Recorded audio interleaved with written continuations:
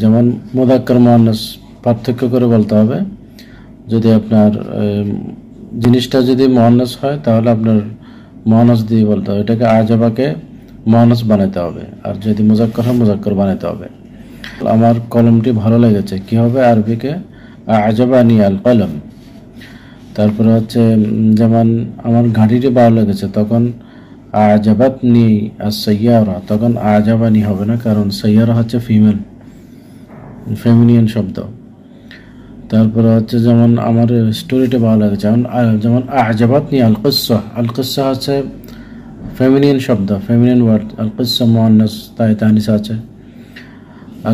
শেষে শব্দের শেষে তাই তানিস আছে, সেজন্য আল কিসসা মুআন্নাস। তো আজাবাতনি আল কিসসা। যেমন হচ্ছে আজাবানি দিয়ে আমি আজাবানি আল তুফাহ বলতে চান যে আমার লেগেছে, গাড়িটি ভালো লেগেছে, তখন আজাবানি আস-সাইয়ারা বললে রং হবে।